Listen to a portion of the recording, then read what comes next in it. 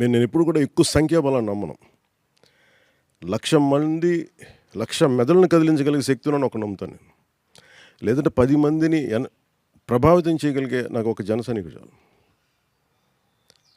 100 మంది వచ్చేసి 1000 మంది వచ్చి దాన్ని ముందుకు తీసుకెళ్ళలేక ఎన్ని ఇబ్బందులు ఉంటాయి. అందుకని నేనేంటంటే ఎక్కువ సంఖ్యను నమ్మను. నేను 10 లక్షల మంది వస్తే నేనేమీ నమ్మను. కానీ 10 మంది వచ్చి రోజు ఒక 10 సంవత్సరాల నుంచి అలా నిలబడితే అలాగే ఉంటుంది. తెలంగాణ కూడా ఏంటి ఇప్పుడు ఎందుకు మీకు ఉంది అంటే, నేను అక్కడ క్యాంపెయినింగ్కి వెళ్ళాను. పోటీ చేస్తానా లేదా కూడా నాకు తెలియదు. ఎందుకంటే నాకేం తెలియదు అక్కడ. ఎందుకంటే నేను ఇక్కడ దృష్టి పెట్టాను. కానీ సిద్ధాంతాల పట్ల ఆకర్షితులు వాళ్ళు కొట్లాడారు. ఈరోజు వచ్చింది చాలా చిన్న చిన్న అన్ని స్థానాల్లో చాలా చిన్నవి కావచ్చు ఆ రెండు. కానీ ఎప్పుడు కూడా మనం ఒక తల్లి గర్భంలో ఉన్నప్పుడు చిన్న ఒక సెల్ మనం తల్లి గర్భంలో ప్రవేశించింది, అదే మల్టిప్లై అవుద్ది. ఇప్పుడు దాకా నిద్రాణమై ఉన్నది, అది లోపల ఉన్నది బయటకు వచ్చింది. ఈరోజు చిన్న కదలికి వచ్చింది, ఒక చిన్న చిగురులాగా మన మొలకలా బయటకు వచ్చింది. ఇదే కానీ మీరు ఈ భావం ఎంత పెరిగిపోయిందంటే దేశం అంతా, నాందేడ్, మహారాష్ట్ర, లేదంటే తమిళనాడు, కర్ణాటక, ఉడిపి, ఇన్ని ఏరియా ప్రాంతాలకు పిలుస్తున్నారంటే దీన్ని బట్టి మీరు అర్థం చేసుకోవాల్సింది ఏంటంటే, మనం మాట్లాడుతున్న భావజాలం చాలా బలమైనది. This is what 21st century needs. 21వ శతాబ్దానికి ఇది రైట్ ఐడియాలజీ.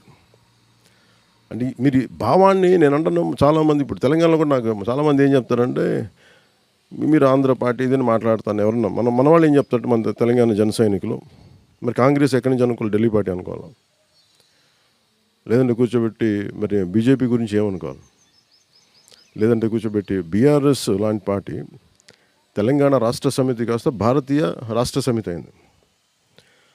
అంటే ఎవల్యూషన్ ఎప్పుడు కూడా మీరు పెద్దగా పెడితేనే మీరు ఎదుగుతారు. మీరు చిన్న ప్రాంతం అని అనుకున్నప్పుడు మీరు అక్కడే గిరిగీసుకొని కూర్చుంటే, బట్ అందరూ కూడా మాట్లాడేది రాజ్యాంగం మీద రక్షిస్తామని మాట్లాడుతారు, వెదర్ ప్రాంతమైనా ఇంకొకటైనా. సో అందుకే నేను పెట్టేటప్పుడే చాలా విశాల దృష్టితో పెట్టాను. ఎక్కడో ఉన్న కార్ల్ మార్క్స్ కూర్చొని ప్రపంచ కార్మికులారా ఏకం కండి అంటే, ఆ జాతి రూపురేఖలకి భాషకి సంబంధం లేకుండా అందరూ తీసుకొని పొలమంటే వెళ్ళిపోయారు. అంటే ఒక ఐడియాలజీ తాలూకు నచ్చేదా నచ్చందా పక్కన పెడితే అంత బలం దానికి. సో అందుకని నేను చాలా ఆలోచించేసాను ఇవన్నీ మన 7 సిద్ధాంతాలు. మీకు దీని వెనక మీరు ఎప్పుడేం చెప్తే నేను అనర్గళంగా మాట్లాడగలను. కాదు బయటికి చెప్పేటప్పుడు ఇంతంత థీరీలు ఇచ్చే కంటే కూడా ఒకసారి ఒక చిన్న మహావాక్యం ఒకటి ఇస్తే అది భావగర్భితమై ఉంటుంది. అంటే మీరు దాన్ని తవ్వే కొద్దీ మీకు అనేక ఎగ్జాంపుల్స్ దొరుకుతాయి.